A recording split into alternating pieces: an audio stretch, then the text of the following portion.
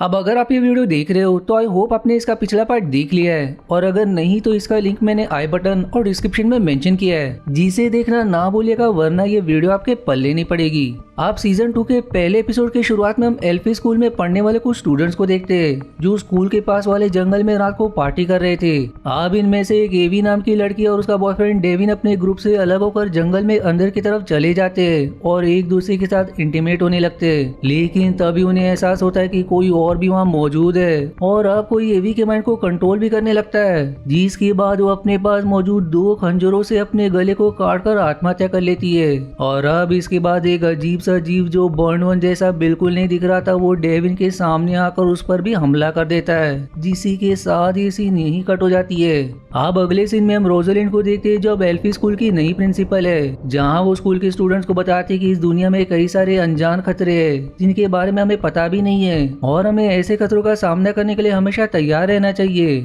वहीं दूसरी तरफ ब्लूम रोजलिंड को स्कूल में देखकर बिल्कुल भी खुश नहीं थी और वो जानना चाहती थी कि आखिर उनकी पुरानी प्रिंसिपल डॉलिंग अचानक से कहाँ गायब हो गई। हालांकि किसी को भी ये बात पता नहीं थी कि उसे रोजलिंड ने ही मार दिया है और इसीलिए सोलारिया की आर्मी भी डॉलिंग को ढूंढने में लगी हुई थी और अब ब्लूम भी डॉलिंग के बारे में पता लगाने का फैसला करती है। इसी दौरान ब्लूम और उसके दोस्त को पता चलता है कि सिल्वा को पोलरिज नाम की जगह पर शिफ्ट कर दिया गया है जो एक बहुत ठंडी जगह है और ठंड से वहाँ उसकी मौत भी हो सकती है। अब ब्लूम और उसकी दोस्त सिल्वा को बचाने के लिए अपना प्लान बनाने लगती है क्योंकि सिर्फ सिल्वा की मदद से वो लोग डॉलिंग के बारे में पता लगा सकते थे। फिर अगले दिन हम स्कूल में पढ़ने वाले लड़के ग्रे को देखते हैं जो आयशा से दोस्ती करने की कोशिश कर रहा होता है, लेकिन आयशा को उससे दोस्ती करने में कोई इंटरेस्ट नहीं था। अब इसके बाद ब्लूम और उसकी दोस्त सिल्वा को बचाने के लिए रवाना होने लगती है, लेकिन इससे पहले स्कूल में बेट्रिक्स रोजलिंड को बताती है कि स्टेला अपने गायब होने वाले जादू का प्रयोग करके उसकी जासूसी कर रही थी, जिसके बाद वो सजा के तौर पर उसकी पीठ पर एक डिवाइस फिक्स कर देती है जिसकी वजह से अब वो अपनी शक्ति का यूज नहीं कर सकती थी। अब इसके बाद ब्लूम और उसकी दोस्त सिल्वा को बचाने के लिए निकल पड़ते हैं और अब वो सभी रास्ते में एक ब्रिज पर जाकर वहाँ छिप जाते हैं क्योंकि थोड़ी देर में यहाँ से वो कार गुजरने वाली थी जिसमें एंड्रियस सिल्वा को पोलरिज ले जा रहा था। अब यहाँ पर ब्लूम देखती है कि एक पत्ते पर किसी का खून लगा हुआ है, जो देखकर वो उस पत्ते को टेरा को दे देती है ताकि वो पता लगा सके कि ये खून किसका है। फिर इसकी थोड़ी देर बाद जब कार सिल्वा को लेकर वहाँ से जा रही होती है तो आयशा अपने वाटर मैजिक का प्रयोग करके सिल्वा को उसकी हथकड़ियों की चाबी दे देती है, जिसके बाद वो अपनी हथकड़ियाँ खोलकर कार से कूद जाता है और नदी में कूदकर वहाँ से भाग जाता है। जिसके बाद वो अपने एक पुराने स्टूडेंट सेबेस्टियन के होटल में जाकर उसे मिलता है और उसके बाद ब्लूम को कांटेक्ट करके उसे सेबेस्टियन के होटल में बुलाता है। वो अब उसे सावधान करता है कि अब चीजें और भी खराब होने वाली है क्योंकि अब रोजलिंड के पास रॉयल आर्काइव का एक्सेस है, जिससे वो पुराने लिखे मंत्रों और पावरफुल रैली की मदद से कुछ बड़ा करने का प्लान बना रही है और वो जो भी करने की कोशिश कर रही है वो बहुत ही खतरनाक है।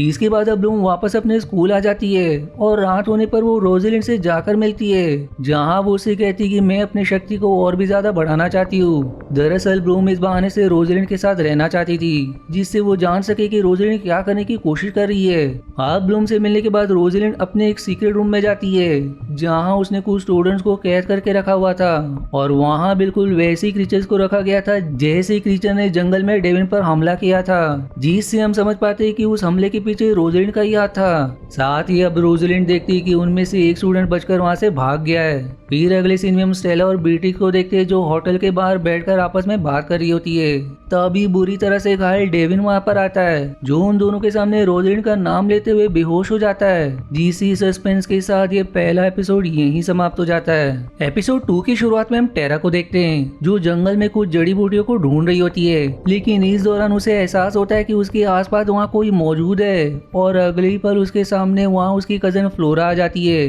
जो यहाँ उससे मिलने आई थी। आप टेरा फ्लोरा से मिलकर बहुत खुश होती है और उसे अपने बाकी दोस्त से भी मिलवाती है, जिसके बाद ये सभी आपस में डेविन से बातें करने लगते हैं और बताती है कि उसने बेहोश होने से पहले रोजलिंड का नाम लिया था। वहीं दूसरी तरफ रोजलिंड के ऑफिस में एंड्रेस उसे बताती है कि सिल्वा रास्ते में उन्हें चकमा देकर भाग गया है, जो जानकर अब रोजलिंड को बहुत गुस्सा आ जाता है, जो अब अपने जादू से एंड्रियस को टॉर्चर करने लगती है। लेकिन तभी वहाँ बेट्रिक्स आकर रोजलिन को बताती है कि सिल्वा की कार से बचकर भागने में किसी ने मदद की है। अब अगले सीन में हम फ्लोरा को देखते हैं जो रिवन से मिलकर उसकी तरफ अट्रैक्ट होने लगती है, लेकिन टेरा भी वहाँ मौजूद होती है और वो उसे रिवन से दूर रहने का सुझाव देती है क्योंकि वो जानती थी कि रिवन एक अच्छा लड़का नहीं है। फिर इसके बाद हम ब्लूम को देखते हैं जो रोजलिन के ऑफिस में उसके सामने एक किताब पढ़कर उसे सुना रही होती है। लेकिन थोड़ी देर बाद जब किसी जरूरी काम से रोजलिन वहाँ से चली जाती है तो उसके बाद ब्लूम उसकी ड्रॉवर्स को चेक करने लगती है जहाँ से उसे एक जादू की किताब मिलती है जिसमें उसी क्रीचर की तस्वीर बनी हुई थी जिसे हमने एपिसोड 1 की शुरुआत में जंगल में देखा था। साथ ही इसमें कुछ मंत्र भी लिखे हुए थे। अब ब्लूम अपने फोन में इसके पेजेस की कुछ पिक्चर्स ले लेती है और इन्हें वो अपने दोस्तों को भेज देती है, लेकिन तब तक वहाँ पर रोजलिन भी आ जाती है और अब क्योंकि उसने ब्लूम को पिक्चर्स लेते हुए देख लिया था तो वो उसे कहती कि मैं तुम पर अब विश्वास नहीं कर सकती क्योंकि तुमने मेरा भरोसा तोड़ दिया है। पर फिर भी अब ऑफिस के बाहर आकर ब्लूम ये पिक्चर सिल्वा को भेजकर इस क्रीचर के बारे में पूछती है, लेकिन इसके बारे में सिल्वा को भी कोई जानकारी नहीं थी। इसलिए वो ब्लूम से कहता है कि स्कूल के मेरे रूम में एक ट्रांसक्रिप्शन बुक रखी हुई है जिसकी मदद से हम इसके बारे में पता लगा सकते हैं। इधर हॉस्पिटल में टेरा और मूसा डेविन का इलाज कर रही होती है। तभी वहाँ फ्लोरा आकर उन्हें बताती है कि हम एल्ड्रिन अमालगम नाम के केमिकल की मदद से इसे वापस होश में ला सकते हैं, लेकिन टेरा इस चीज के लिए उसे मना कर देती है क्योंकि ऐसा करने से डेविन की मौत भी हो सकती थी। अब अगले सीन में हम सिल्वा को देखते हैं जो होटल में अपने घर तक पहुंचने का एक नक्शा बना रहा होता है। तभी उसे ढूंढते हुए एंड्रिस वहां जाता है जिसे देखकर सेबेस्टियन सिल्वा को छुपा देता है और जब एंड्रिस उससे सिल्वा के बारे में पूछता है तो वो जवाब देता है कि उसे सिल्वा के बारे में कुछ भी नहीं पता है। जवाब सुनकर एंड्रिस गुस्से में उसके साथ मारपीट करके वहां से चला जाता है। इसके बाद जब ब्लूम को सिल्वा के घर का नक्शा मिलता है तो वो स्काई से जाकर मिलती है और उसे उसके स्कूल के प्रोटेक्टिंग शील्ड के बाहर मौजूद सिल्वा के घर पर चलने को कहती है। आप पहले तो स्काई वहां से जाने से मना करता है, लेकिन आखिरकार ब्लूम उसे वहां जाने के लिए मना ही लेती है। आप सिल्वा के घर पहुंचकर ब्लूम वहां ट्रांसक्रिप्शन किताब को ढूंढ लेती है, लेकिन साथ ही वो देखती है कि यहाँ आकर स्काई काफी दुखी महसूस कर रहा है, जिसके बाद ब्लूम उसे समझाती है कि तुम्हें अपने पास की बुरी चीजों के बारे में सोचना बंद कर देना चाहिए। और अब इसी दौरान वो दोनों एक दूसरे के करीब आ जाते और इंटीमेट भी होने लगते। वहीं दूसरी तरफ रोजलिन बेहोश पड़े डेविन को देखने आती है और उसके बाद वो उसका इलाज कर रहे बेन के प्रयोग को सोलारिया की राजधानी में शिफ्ट करने को कहती है क्योंकि रोजलिन का मानना था कि बेन उसका ठीक से इलाज नहीं कर पा रहा है। अब उन दोनों की ये बातें सैम छुपकर सुन रहा था, जो इसके बाद जाकर मूसा से मिलता है और उसे इस बारे में खबर कर देता है। इसी दौरान वो दोनों भी एक दूसरे के करीब आ जाते और आपस में किस करने लगते।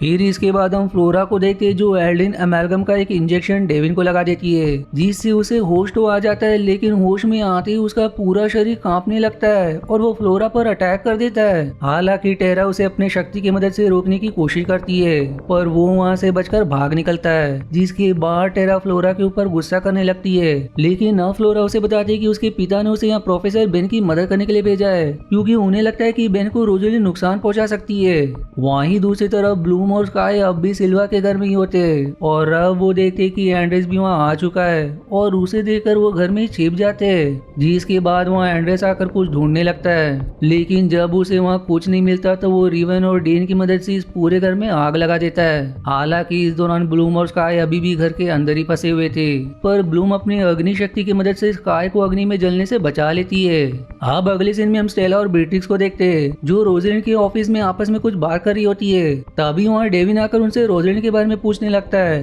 जीतने में वहाँ रोजलिन भी आ जाती है जिसे देखकर डेविन उस पर हमला कर देता है, लेकिन रोजलिन अपने जादू से उसके दिमाग को अपने काबू में कर लेती है और फिर कुछ देर में ही डेविन की मौत हो जाती है। अब इसके बाद रात होने पर ब्लूम और उसकी दोस्त अपने रूम में ट्रांसलेशन किताब की मदद से उस क्रीचर के बारे में पता लगाने की कोशिश करने लगती है जिसे उन्होंने रोजलिन की किताब में देखा था। और अब उन सबको पता चलता है कि शायद रोजलिन दूसरी फेरिस की शक्ति को छीनकर और भी ज्यादा ताकतवर बनना चाहती है। वहीं दूसरी तरफ रोजलिन अपने ऑफिस में सजा के तौर पर डीन, रिवेन और एंड्रयूस को टॉर्चर कर रही होती है क्योंकि ये तीनों अभी तक सिल्वा के बारे में कुछ भी पता नहीं कर पाए थे। लेकिन ये सब देखकर बेट्रिक्स को अच्छा नहीं लगता था, जो रोजलिन को रोकते हुए कहती कि शायद रिवन को कुछ तो ऐसा पता है जो वो हमें नहीं बताना चाहता। इसलिए अब रोजलिन सभी को ऑफिस से बाहर भेज देती है और अब अकेले में ही रिवन से सिल्वा के बारे में पूछताछ करने लगती है। अब आखिरी सीन में हम सिल्वा को देखते हैं जो स्काई से मिलने उसके पास जाता है और फिर उन दोनों की मुलाकात के साथ ये एपिसोड 2 यहीं समाप्त हो जाती है।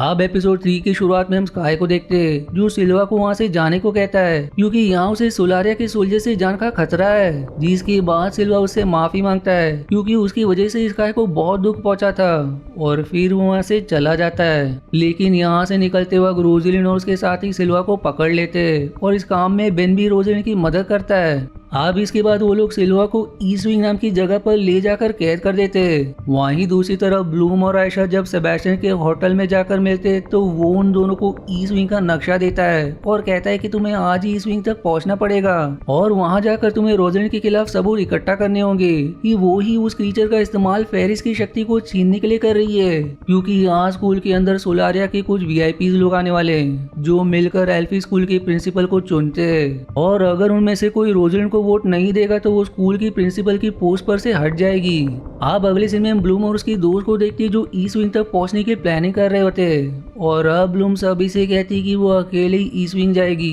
क्योंकि वहां जाते वक्त अगर रोजलिन ने उसे पकड़ लिया तो वो कुछ भी बहाना बनाकर उससे बच सकती है। तभी वहाँ बीट्रिक्स स्टेला से मिलने के लिए आती है, लेकिन स्टेला उससे कहती है कि वो अभी बहुत बिजी है, जिसके बाद बीट्रिक्स वहाँ से चली जाती है। वहीं दूसरी तरफ स्काई और रिवन भी एक दूसरे से बात कर रहे होते हैं, जहाँ रिवन स्काई से कहता है कि मैंने अब बीट्रिक्स से ब्रेकअप कर लिया है। जीसी दौरान डेन वहाँ रिवन से मिलने आता है, लेकिन रिवन उससे कहता है कि अब वो उसके साथ नहीं रहना चाहता।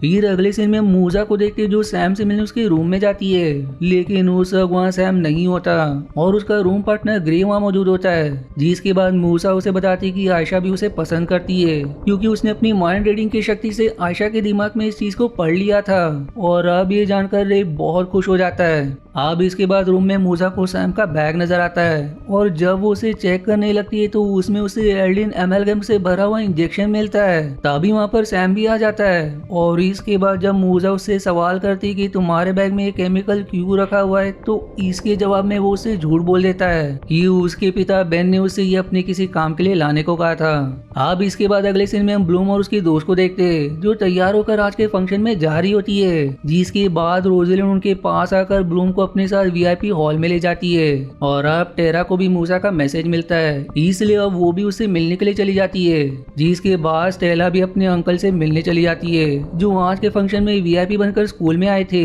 अब इसके बाद हम ब्लूम को देखते जो रोजलिन के साथ वीआईपी हॉल में जाने से मना कर देती है, लेकिन अब यहाँ पर रोजलिन उसे धमकाती है कि मुझे पता है कि तुम और तुम्हारी दोस्त ने सिल्वा को भगाने में मदद की है और अगर तुम मेरे साथ वीआईपी हॉल में नहीं चलोगे तो मैं ये बात सोलारिया की आर्मी को बता दूंगी। अब ये सुनकर ब्लूम थोड़ी डर जाती है, इसलिए उसके साथ चलने के लिए तैयार हो जाती है। वहीं दूसरी तरफ हम मूजा को देखते जो टेरा को बताती कि सैम अब रोजलिन को मारने का प्लान बना रहा है और ये सब मैंने उसके दिमाग में पढ़ लिया था जब वो मुझसे झूठ बोल रहा था। अब अगले सीन में हम सैम को देखते जो ड्रिंक के अंदर एल्डिन एमएलगम मिलाने ही वाला होता है कि तभी वहाँ एक सिक्योरिटी गार्ड आकर उसे वहाँ से बाहर निकाल देता है। वहीं दूसरी तरफ बीट्रिक्स एंड्रिया से कहती कि उसे भी उनके साथ वीआईपी हॉल में जाना है, लेकिन एंड्रिया उसे ये कहकर मना कर देता है कि वहाँ सिर्फ कुछ खास लोगों को ही जाने की इजाजत है। जिसके बाद अब जब बीट्रिक्स डेन को अपने साथ फंक्शन में चलने को कहती है तो वो उसके साथ जाने से मना कर देता है क्योंकि वो भी अब बीट्रिक्स की हरकतों से परेशान हो चुका था। अब अगले सीन में हम वीआईपी हॉल को देखते हैं जहाँ सभी वीआईपी आ चुके थे और अब ब्लूम को पता चलता है कि वीआईपी के लिस्ट में स्काई भी शामिल है और उसे वहाँ देखकर वो बहुत खुश हो जाती है। वहीं दूसरी तरफ क्योंकि ब्लूम वीआईपी हॉल से बाहर नहीं आ सकती थी इसलिए मूजा और फ्लोरा ईस्ट विंग में जाने का फैसला करते और वहां पहुंचने पर फ्लोरा आयशा से कहती कि तुम्हें ग्रे को बता देना चाहिए कि तुम उसे पसंद करती हो। अब उसकी इस बात में बातचीत चल ही रही होती है कि तभी वहाँ वो जंगल वाला क्रीचर आकर उन पर हमला शुरू कर देता है। इसलिए बचाव में आयशा अपने जादू का प्रयोग करके उसका माइंड कंट्रोल करने की कोशिश करती है, लेकिन उस पर जादू का कोई असर नहीं होता। जिसके बाद वो आयशा की तरफ बढ़ने लगता है, लेकिन फ्लोरा मौजूद एक अल्कोहल की बोतल उस क्रीचर पर फोड़कर उसे आग लगा देती है, जिससे उस क्रीचर की मौत हो जाती है और फिर वो दोनों उसकी जली हुई लाश की पिक्चर लेकर वहां से निकल जाते हैं। अब इसके बाद हम टेरा और मूसा को देखते हैं, जिन्हें अब बेन और सैम से पता चलता है कि वो दोनों अब ये शहर छोड़कर जाने वाले हैं, क्योंकि यहाँ रहकर वो रोजलिन का सामना नहीं करना चाहते थे। वहीं दूसरी तरफ वीआईपी हॉल में रोजलिन को कोई जरूरी कॉल आता है, जिसके बाद वो हॉल से बाहर चली जाती है और इसी चीज का फायदा उठाकर ब्लूम और स्टेला भी वहाँ से बाहर आ जाती है और बाहर खड़ी फ्लोरा और आयशा उन दोनों को वो जले हुए क्रीचर की पिक्चर दिखाती है। अब हालांकि ये सबूत रोजलिन का सच सबके सामने लाने के लिए काफी नहीं था, लेकिन स्टेला सभी से कहती है कि ये सारे वीआईपी लोग सिर्फ आज के लिए यहाँ पर रहेंगे, इसलिए हमें आज ये सारे सबूत उन्हें दिखाने पड़ेंगे। इसलिए अब स्टेला वीआईपी हॉल में जाकर सभी को बता देती है कि रोजलिन एक क्रीचर की मदद से बाकी फेरिस के जादू को छीनने का प्लान बना रही है, जिसके बाद वो सभी को ईस्ट विंग में ली हुई क्रीचर की पिक्चर दिखाती है। साथ ही वो डेविन के भी बारे में बताती है, लेकिन तभी वहाँ पर रोजलिन डेविन को अपने साथ लेकर आती है, जो अभी तक जिंदा था और अब काफी शांत भी लग रहा था। जहाँ वो सभी वीआईपी मेंबर्स को बताती है कि 2 हफ्ते पहले मुझे पता चला कि 2 फेरिस जिन्होंने कुछ समय पहले ही अपनी पढ़ाई पूरी की थी, वो अचानक से ब्लैक ब्रिज के पास से गायब हो गई है, जिसके बाद मुझे उन दोनों की लाश मिली। अब इसके बाद रोजलिन अपनी किताब में से उस क्रीचर की एक पिक्चर दिखाती है, जिसके बाद वो सभी को बताती है कि इस क्रीचर का नाम स्क्रीपर है और एक ब्लड विच इसका इस्तेमाल दूसरी फेरिस की शक्ति छीनने के लिए कर रही है। अब ये सब होने के बाद ब्लूम अपने दोस्तों के साथ वहाँ से जाने लगती है, तब रोजलिन ब्लूम को वहीं रोक लेती है, जो अब सभी वीआईपी के सामने उसका इंट्रोडक्शन देते हुए ऐलान करती है कि ब्लूम के अंदर ड्रैगन फ्लेम मौजूद है और अब वो इस दुनिया को बचा सकती है। इसके बाद अब अगले दिन हम आयशा और ग्रे को देखते, जो एक साथ नदी में स्विमिंग कर रहे होते। वहीं दूसरी तरफ स्टेला अपनी उस डिवाइस को निकालने की कोशिश कर रही होती है और इस दौरान उसे काफी तकलीफ भी हो रही होती है। तभी स्काई वहाँ आ जाता है, जो स्टेला को इतनी तकलीफ में देखकर उसे गले लगा लेता है, जिसके बाद हमें रोजलिन को दिखाया जाता है, जो हॉल में से सभी के चले जाने के बाद ब्लूम को सिल्वा का लिखा हुआ माफीनामा दिखाती है, जिसके बाद अब सिल्वा भी वहाँ आ जाता है, जहाँ अब रोजलिन उसे समझाने लगती है कि फिलहाल हमारा दुश्मन सिर्फ ब्लड विच है और हमें मिलकर उसे रोकना होगा। अब एपिसोड के आखिरी सीन में हम बेट्रिक्स को देखते हैं, जो स्कूल के बाहर अकेली दुखी होकर बैठी होती है, क्योंकि वो अब बिल्कुल अकेले पड़ चुकी थी। और तभी वहाँ पर कुछ क्रीपर्स आकर उस पर हमला करने लगते हैं, जिसके बाद वो मदद के लिए चीखने चिल्लाने लगती है। जिसी हॉरर सीन के साथ ही एपिसोड 3 यहीं समाप्त हो जाती है। अब एपिसोड 4 की शुरुआत में मैंड्रिस को देखते हैं, जो बहुत परेशान लग रहा होता है, क्योंकि स्क्रीपर्स बीट्रिक्स को उठाकर अपने साथ कहीं ले गए थे। और अब मैंड्रिस रोजलिन को सुझाव देता है कि हमें ब्लड विच के पास बीट्रिक्स के बदले किसी और फेरी को छोड़ देना चाहिए, जिससे वो बीट्रिक्स को छोड़ दे। लेकिन रोजलिन उसके इस सुझाव को इग्नोर कर देती है, पर फिर भी एंड्रिस मार्गो नाम के एक लड़के जिसमें भी फेरिस के जैसी जादुई शक्ति है, उसे बेहोश करके कैद कर लेता है, क्योंकि उसे वो अब ब्लड विच को सौंप कर बदले में बीट्रिक्स को वापस लाने वाला है। वहीं दूसरी तरफ अब स्कूल में सभी को पता चल चुका है कि ब्लूम के पास ड्रैगन फ्लेम है, इसलिए अब वो स्कूल में काफी प्रसिद्ध हो जाती है। अब इसके बाद हम रोजलिन और मूजा को देखते हैं, जो उस क्रीपर से लड़ने के लिए सभी स्टूडेंट्स को ट्रेनिंग दे रहे होते हैं। और अब यहाँ मूसा रोजलिन से कहती है कि अचानक से उसकी शक्ति धीरे धीरे कम हो रही है। फिर इसके बाद रोजलिन जाकर ब्लूम से मिलती है और वो उसे बताती है कि वो कुछ दिनों के लिए सोलारिया की कैपिटल में एक जरूरी मीटिंग में जा रही है। साथ ही वो उसे बता देती है कि बीट्रिक्स पिछले 3 दिनों से गायब है।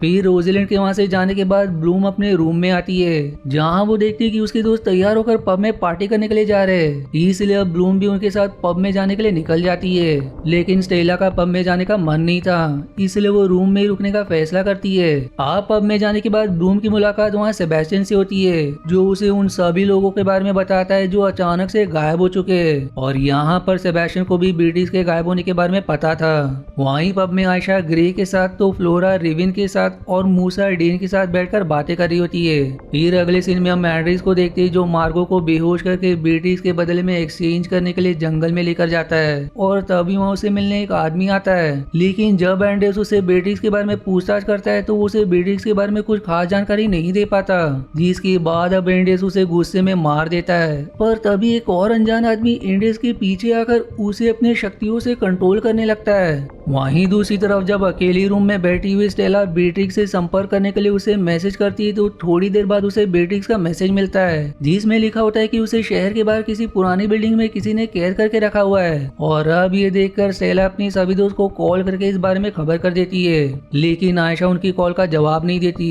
क्योंकि उस वक्त वो ग्रे के साथ किसी और जगह पर रोमांस कर रही होती है। अब हालांकि ब्लूम को लगता है कि ये सब बीट्रिक्स की कोई चाल है, लेकिन फिर भी स्काई, रिवन और मूसा मिलकर बीट्रिक्स को ढूंढने का फैसला करते हैं। और अब वो तीनों बीट्रिक्स की मैसेज में लिखी हुई लोकेशन पर जाकर उस पुरानी बिल्डिंग को ढूंढ लेते हैं, जिसके अंदर जाने पर उन्हें वहाँ बेट्रिक्स बेहोश पड़ी मिलती है, जिसे देखकर मूसा कहती है कि अगर बेट्रिक्स बेहोश है तो उसके फोन से हमें मैसेज कौन कर रहा था। जो कहने के बाद फिर तभी वहाँ पर एंडियस आ जाता है, जिसे किसी ने अपने कंट्रोल में करके रखा था, और अब वो उन तीनों पर हमला करने लगता है। जिसी दौरान कुछ क्रीपर जाकर मूसा को काट कर उसकी शक्ति खींचने लगते हैं, लेकिन इतने में वहाँ पर उनकी मदद के लिए सिल्वा और डेन भी पहुंच जाते हैं, जिसके बाद काय और सिल्वा मिलकर रेंडियर से लड़ने लगते हैं, जबकि रिबन मूसा को बचाने चला जाता है और डेन बेहोश पड़ी बेट्रिक्स वहाँ से ले जाता है। अब इसी दौरान घायल मूसा ब्लूम को कॉल करके बता देती है कि ये सब किसी की चाल थी और रैंडोस को कोई कंट्रोल कर रहा है, और मैंने ये महसूस किया कि उसे कंट्रोल करने वाला कोई हमारे टीम में से ही है।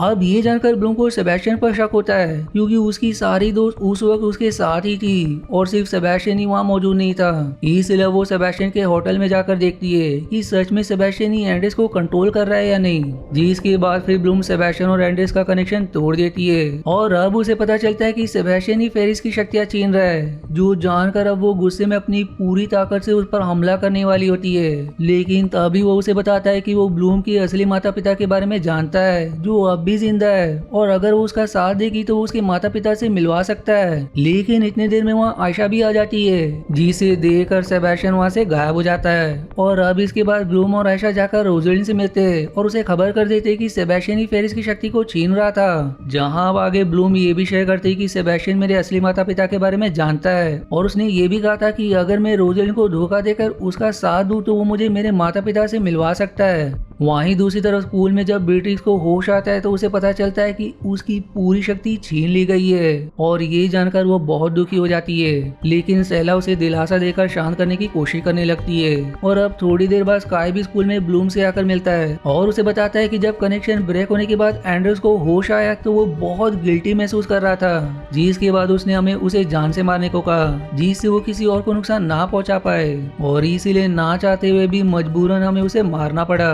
अब अगले सीन में हम रेवन को देखते हैं, जो स्कूल में मूसा को लेकर आता है, जो अभी भी बेहोश होती है। जीसी के साथ ये एपिसोड 4 यहीं समाप्त हो जाता है। अब एपिसोड 5 की शुरुआत में हम ब्लूम और उसकी दोस्त के साथ सिल्वा और रोज़लिन को देखते हैं, और यहाँ पर रोज़लिन ब्लूम से कहते हैं कि हमें जल्द से जल्द सेबेस्टियन को रोकना होगा, क्योंकि अगर वो इसी तरह फेरिस की शक्ति को छीनता रहा तो मुझसे भी ताकतवर बन जाएगा। वहीं दूसरी तरफ हम सेबेस्टियन को देखते हैं, जो एक अनजान जगह पर आता है, जहाँ बहुत सारे स्क्रीपर्स मौजूद होते हैं, और अब वो अपनी शक्ति को उन स्क्रीपर्स को देने लगता है। अब इसके बाद हम स्कूल में मूसा को स्कूल की साफ सफाई का काम करते हुए देखते हैं, क्योंकि अब उसका जादू चला गया है, और अब अगर उसे स्कूल में रहना है तो उसे कोई ना कोई काम करना पड़ेगा। फिर अगले सीन में हम ब्लूम, आयशा और स्टेला को देखते हैं, जो स्टेला के नाम से यहाँ आया हुआ एक पार्सल लेने के लिए जाती है, लेकिन वहाँ पर बेट्रिक्स भी मौजूद होती है, जो स्टेला से सवाल करती है कि उसकी पार्सल में क्या है, लेकिन स्टेला अभी बेट्रिक्स के ऊपर भरोसा नहीं करती थी, इसलिए वो उसे इसके बारे में बताने से मना कर देती है।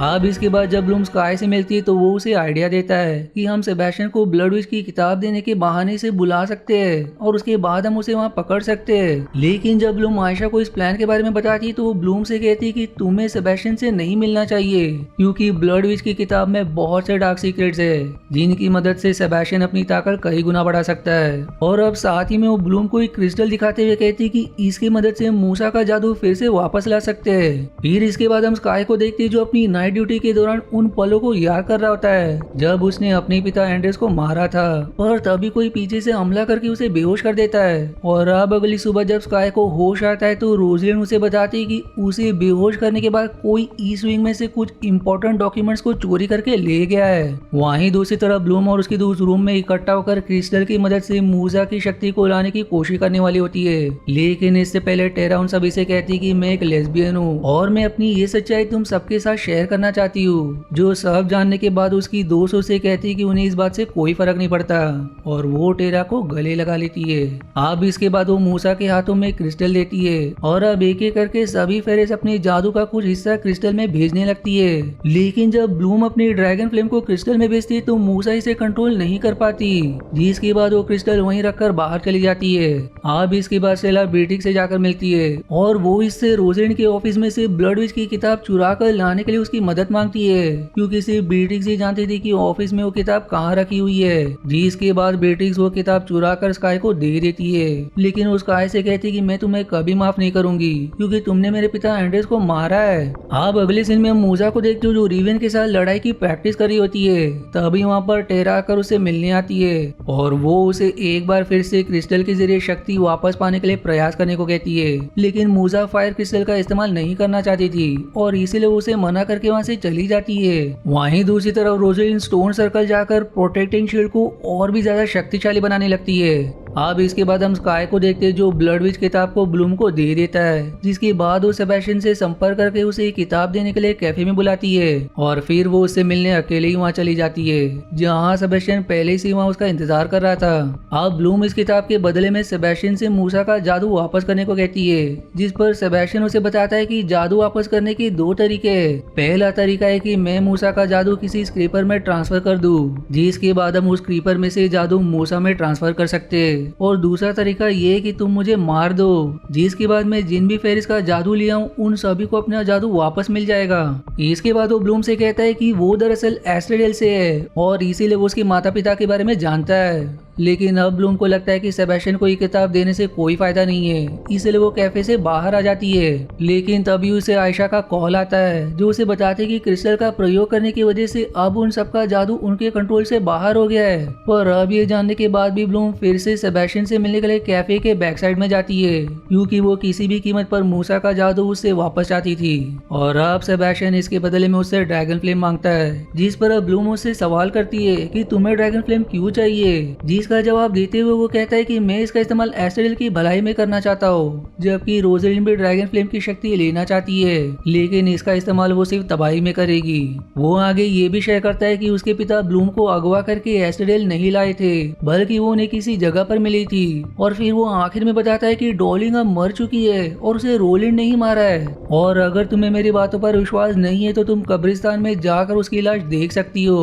वहीं दूसरी तरफ हम रोजेलिन को देखते जो स्टेला, आयशा और फ्लोरा को ऑफिस में बुलाती है, क्योंकि बेट्रीज ने रोजेलिन को ब्लड विच की किताब चुराने वाले प्लान के बारे में बता दिया था। और अब रोजेलिन के पूछने के बाद वो तीनों से बता देती है कि ब्लूम सेबेस्टियन से मिलने गई है, जो अब जानने के बाद रोजेलिन उसे लेने के लिए चली जाती है। अब रोजेलिन के जाने के बाद स्टेला बेट्रिक्स पर बहुत गुस्सा होती है, क्योंकि उसने रोजेलिन को उनके प्लान के बारे में बता दिया था। लेकिन अब बेट्रिक्स उससे कहती है कि मेरे पास अब कोई जादुई शक्ति नहीं बची है, इसलिए स्कूल में रहने के लिए मुझे रोजेलिन को इस बारे में बताना पड़ा। इसके बाद अब अगले सीन में हम ग्रे को देखते हैं जो अपने एक साथी लूक से पूछता है कि क्या प्रोटेक्टिंग शील्ड से बाहर जाने का कोई दूसरा रास्ता है, क्योंकि अब रोजेलिन ने इसे और भी ज्यादा शक्तिशाली बना दिया था और अब इसके बाहर जाना बहुत मुश्किल था। लेकिन लूक उसे जवाब देता है कि उसे ऐसे किसी रास्ते के बारे में पता नहीं है। और जब ग्रे जाने के बाद अब लूक इस बारे में सिल्वा को बताने वाला होता है तो पीछे से ग्रे आकर उसका माइंड कंट्रोल करके उसे बेहोश कर देता है। वहीं दूसरी तरफ हम ब्लूम को देखते हैं जो अब कब्रिस्तान में आती है, जहां वो देखती है कि रोजेलिन उसका यहाँ पहले से ही इंतजार कर रही है। अब ब्लूम के पूछने पर रोजेलिन उसे सच बता देती है कि उसी ने डॉलिंग को मारा है और अब वो उसे उसकी कब्र भी दिखाती है, जिसे देखकर अब रोजेलिन गुस्से में रोजेलिन की तरफ देखने लगती है। लेकिन रोजेलिन अब बहुत ज्यादा ताकतवर थी, जो अब ब्लूम के शरीर को कंट्रोल कर लेती है और उससे कहती है कि अगर मैं चाहती तो पहले ही तुम्हारी ड्रैगन फ्लेम छीन सकती थी। पर अब ये सुनकर ब्लूम को और भी गुस्सा आ जाता है, जो अब अपनी ड्रैगन फ्लेम से रोजेलिन के जादू को तोड़ देती है और फिर इससे रोजेलिन पर हमला कर देती है। लेकिन अब क्योंकि ब्लूम का उसके जादू पर कोई कंट्रोल नहीं था, इसलिए वहाँ पर एक जोरदार ब्लास्ट हो जाता है, जिसे देखकर ब्लूम के दोस्त भी वहाँ पहुँच जाते हैं और यहाँ आकर वो देखते हैं कि ब्लूम ने रोजेलिन को मार दिया। जिसी के साथ ये एपिसोड फिर यही समाप्त हो जाती है। एपिसोड 6 की शुरुआत में हम सिल्वा को देखते हैं जो सभी फेरिस से कहता है कि जो कुछ भी कब्रिस्तान में हुआ है उसका स्कूल में किसी को भी पता नहीं चलना चाहिए। साथ ही वो ब्लूम के हाथों में कुछ डिवाइसेस पहना देता है जिससे वो अब अपने जादू का इस्तेमाल नहीं कर सके। इसी के साथ अब ब्लूम पर रोजेलिन के कत्ल का मुकदमा भी चलने वाला है, जिसे क्वीन लूना हेड करेगी। फिर इसके बाद सिल्वा स्कूल में जाकर सभी स्टूडेंट्स के सामने लूना का एक मैसेज प्ले करता है, जिसमें वो सबसे झूठ बोलती है कि रोजेलिन को ब्लड विच और सेबेस्टियन ने मारा है। अब अगली सुबह मूजा सिल्वा के पास जाती है और उससे करने के लिए कुछ काम मांगती है, क्योंकि अगर उसने कोई काम नहीं किया तो उसे स्कूल से निकाल दिया जाएगा। इसलिए अब सिल्वा उसे रिवन और डीन के साथ मिलकर एक कचरे के ढेर को साफ करने का काम देता है। वहीं दूसरी तरफ हम टेरा और फ्लोरा को देखते हैं जो लैब से एक केमिकल चुरा कर कब्रिस्तान के लोकेशन पर जाते हैं, लेकिन यहाँ आकर उन्हें पता चलता है कि यहाँ पर इस वक्त बहुत सिक्योरिटी मौजूद है। पर इस सिक्योरिटी में मौजूद उनकी दोस्त केट उन्हें कल आने को कहती है क्योंकि कल वो अकेली यहाँ पर पहरा देने वाली है। अब अगले सीन में हम स्काई को देखते हैं जो ब्लूम से मिलने के लिए आता है, लेकिन ब्लूम इस वक्त काफी परेशान थी और वो उससे मिलना नहीं चाहती थी, इसीलिए स्काई खाली हाथ वहाँ से चला जाता है। फिर इसके बाद हम आयशा को देखते हैं जो थोड़ी परेशान होती है क्योंकि उसने काफी समय से ग्रे को नहीं देखा था, इसलिए वो ग्रे को मैसेज करने लगती है, लेकिन ग्रे इस वक्त सेबेस्टियन के पास उसके सीक्रेट लोकेशन पर होता है। अब रात होने पर हम ब्लूम को देखते हैं जो अपने रूम से निकलकर जंगल में बने एक छोटे से रूम में जाकर एक किताब पढ़ने लगती है, लेकिन तभी वहाँ उसका पीछा करते हुए स्काई आ जाता है और उसे वहाँ देखकर ब्लूम कहती है कि मैं अभी थोड़ा वक्त अकेला बिताना चाहती हूँ, जिसे सुनकर स्काई वहाँ से बाहर आकर पास ही मौजूद पत्थर पर बैठ जाता है। फिर अगले दिन टेरा और फ्लोरा फिर से कब्रिस्तान में जाते, लेकिन वो लैब से चुराए हुए केमिकल की मदद से उस जगह को नहीं ढूंढ पाते और अब टेरा उस जगह पर अपने जादू का इस्तेमाल करती है, जिससे फिर वहाँ से पौधा बाहर निकलता है और इसी के साथ ये सीन यहीं कट हो जाता है। अब अगले सीन में हम लूना को देखते हैं जो स्कूल में आकर ब्लूम के केस की सुनाई करने लगती है, जिसमें अपने बचाव में ब्लूम बताती कि रोजलिन ने पहले उस पर हमला किया था और अपने आप को बचाने के लिए उसने जादू का इस्तेमाल किया था। साथ ही वो ये भी रिवील कर दी कि रोजलिन ने डोलिन को मार दिया। फिर तभी वहाँ मौजूद आयशा को टेरा का मैसेज मिलता है जिसमें लिखा हुआ था कि उन्हें कब्रिस्तान में डोलिन की लाश मिली है और अब क्योंकि डोलिन की मौत का उनके पास कोई सबूत नहीं था, इसलिए आयशा लूना से कहती कि क्रिस्टल का प्रयोग करने की वजह से ब्लूम की शक्ति उसके कंट्रोल से बाहर हो गई थी, इसलिए उससे ये हादसा हो गया जिसमें रोजलिन की जान चली गई। लेकिन लूना उसकी बात को इग्नोर कर देती है और साथ ही उसे बताते हैं कि जिस ग्रे को तुम डेट कर रही हो उसके सारे रिकॉर्ड्स फर्जी है, जो जानकर अब आयशा को बहुत हैरानी होती है, जो रोते हुए वहाँ से चली जाती है। अब इसके बाद में लूना ब्लूम को स्टेला का एक पत्र दिखाती है जिसमें उसने क्रिस्टल मंगवाते वक्त लूना को लिखा था कि ब्लूम काफी खतरनाक है। इसके बाद अब लूना ब्लूम को दोषी मानते हुए उसे 20 साल कैद रखने की सजा सुनाती है, जिसके बाद लूना स्टेला की पीठ पर से वो डिवाइस निकाल देती है जो उसे जादू करने से रोकता था। अब अगले सीन में हम आयशा को देखते हैं जो ग्रे को कॉल करके उससे सवाल करती है कि क्या तुम एक ब्लड विच हो, लेकिन ग्रे उसके इस सवाल का कोई जवाब नहीं देता, जिससे आयशा समझ जाती है कि वो एक ब्लड विच ही है। फिर अगले सीन में हम स्काई को देखते हैं जो ब्लूम की सजा की खबर सुनकर उससे मिलने जाता है, लेकिन उसे ब्लूम से मिलने नहीं दिया जाता। वहीं दूसरी तरफ फ्लोरा अपने रूम में नोटिस करती है कि जो पौधा वो लोग कब्रिस्तान से लेकर आए थे उसकी वजह से उसके आसपास रखा हुआ पौधा मुरझा गया है, जो देखकर फ्लोरा उस पौधे के पास क्रिस्टल को लेकर जाती है जिसमें उनकी शक्तियां मौजूद थी, जिसके बाद उस पौधे में कुछ हरकत होने लगती है और इसी के साथ ये सीन फिर से यहाँ कट हो जाता है। अब अगले सीन में हम ब्लूम को देखते हैं जो कैद में होती है और इस दौरान वो अपने पुराने दिनों को याद कर रही होती है जब उसने गलती से अपने घर में आग लगा दी थी, लेकिन तभी वो आंखें खोलकर देखती कि उसके सामने डोलिन की आत्मा और उसकी दोस्त खड़ी है और उन्होंने उसे आजाद करवा दिया है, जो सभी उसे बताती कि कब्रिस्तान से लाए हुए पौधे में डोलिन की आत्मा कैद थी, लेकिन क्रिस्टल की शक्ति से वो अब आजाद हो चुकी है। इसके बाद अब ब्लूम और डोलिंग अकेले में जाकर कुछ बातें करने लगते, जहाँ डोलिंग उससे कहती कि तुमने रोजलिन को मारकर अच्छा काम किया, क्योंकि मैं भी पहले उसे मारने के बारे में सोच रही थी। और फिर वो आगे ब्लूम को समझाती कि तुम्हें अपने आप ही अपनी जादू को कंट्रोल करना सीखना होगा, जिसके बाद आखिर में वो दोनों गले मिलते और फिर डोलिंग की आत्मा हमेशा के लिए मुक्त हो जाती है। वहीं दूसरी तरफ हम सिल्वा को देखते जो अपने कुछ सोल्जर्स के साथ ग्रे के घर पर उसे पकड़ने जाता है, लेकिन सेबेस्टियन और ग्रे को उनके आने की खबर पहले से पता चल चुकी थी, इसलिए वो पहले ही वहाँ से निकल गए थे।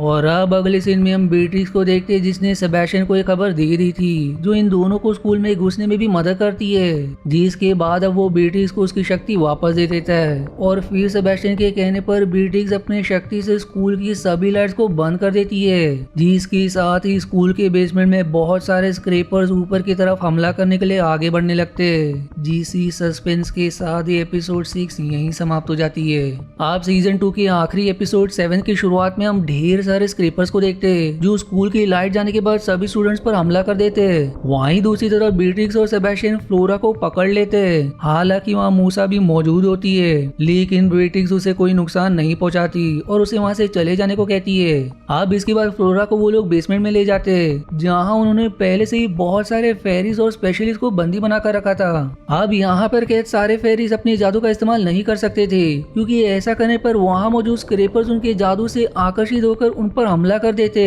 साथ ही ब्लड विचेस ने काफी सारे स्पेशलिस्ट के दिमाग को काबू में किया हुआ था, लेकिन मौका देकर मूसा एक स्पेशलिस्ट से लड़कर फ्लोरा को आजाद करवा लेती है। वहीं बाहर मौजूद सिल्वा, स्काई और बाकी बचे हुए स्पेशलिस्ट अब स्कूल को बचाने के लिए प्लान बनाने लगते। हालांकि ब्लूम और उसकी दोस्त इस वक्त स्कूल से बाहर थी, इसलिए इस हमले से बच गई थी। फिर अगले सीन में हम स्काई को देखते जो ब्लूम को कॉल करता है, लेकिन इस वक्त उसे सेबेस्टियन ने अपने कंट्रोल में किया हुआ था और अब वो ब्लूम को स्कूल में आकर उसे मिलने को कहता है, वरना वो स्काई को जान से मार देगा। इसलिए अब ना चाहते हुए भी मजबूरन ब्लूम उससे मिलने के लिए मान जाती है। वहीं दूसरी तरफ बेट्रिक्स जाकर स्टेला से मिलती है और अब वो उसे बताती है कि वो ब्लड विचेस का साथ इसलिए दे रही थी ताकि वो उनके प्लान के बारे में पता लगा सके। जहां आगे वो ये भी बताती है कि सेबेस्टियन ड्रैगन फ्लेम की मदद से डार्कनेस की दुनिया का दरवाजा खोलना चाहता है क्योंकि वहाँ एक ऐसी शक्ति है जो मरे हुए लोगों को भी जिंदा कर सकती है और इसी शक्ति की मदद से सेबेस्टियन एस्टेडेल में मारे गए ब्लड विचेस को फिर से जिंदा करना चाहता है। हालांकि जब इससे पहले ही शक्ति का इस्तेमाल करने की कोशिश की गई तो उससे ये पूरी जादुई दुनिया तबाह हो गई थी।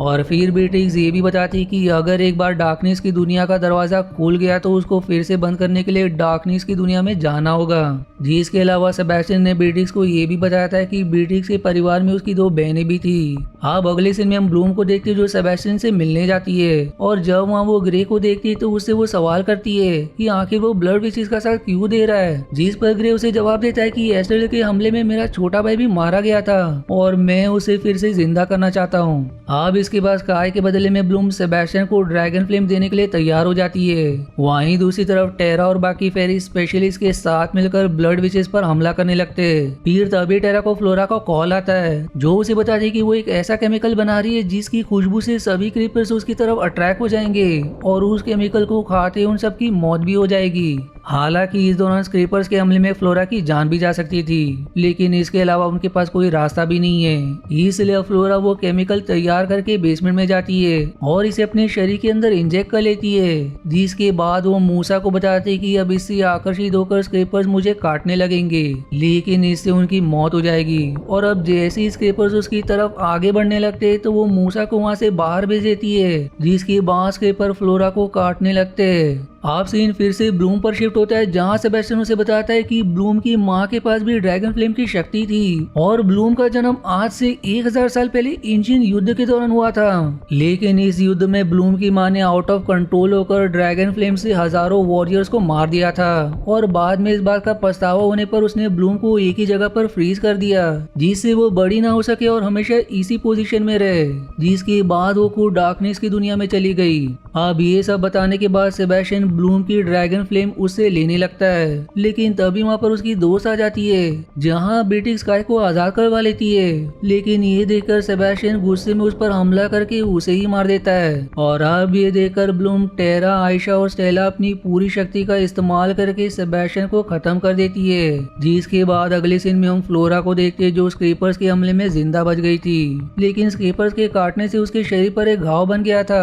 और वहीं अब सेबेस्टियन के मरते ही मूसा की शक्तियां भी वापस आ जाती है। अब अगले दिन ब्लूम अपनी सभी दोस्त और स्काई के लिए पत्र लिखती है और रात होने पर बेसमेंट में जाती है क्योंकि उसे पता चल चुका था कि मरने से पहले सेबेस्टियन ने ड्रैगन फ्लेम की मदद से डार्कनेस की दुनिया का दरवाजा खोल लिया था, जिसकी मदद से अब वो जानती थी कि उसे ये दरवाजा बंद करने के लिए डार्कनेस की दुनिया में जाना पड़ेगा। लेकिन तभी वहाँ स्काई आ जाता है और उसे जाने से रोकने की कोशिश करता है, जिसे जवाब में ब्लूम उसे समझाती है कि ये दरवाजा बंद करने के लिए उसका इसके पार जाना जरूरी है। इसलिए फिर वो स्काई को एक पत्र देती है जो उसने उसके लिए लिखा था और फिर डार्कनेस की दुनिया में वो जाकर दरवाजा बंद कर देती है। अब डार्कनेस की दुनिया में प्रवेश करने पर ब्लूम को एक किला दिखाई देता है और अब जब वो उस किले में प्रवेश करती है तो वहाँ उसकी मुलाकात उसके माँ से होती है। जिसी सस्पेंस के साथ ये सीजन 2 भी यहीं समाप्त हो जाता है। अब अगर आपको इसके आगे के सीजन का एक्सप्लेनेशन देखना है तो वो अभी तक रिलीज नहीं हुआ है, जो जब भी रिलीज होगा मैं उसे तुरंत एक्सप्लेन कर दूंगा।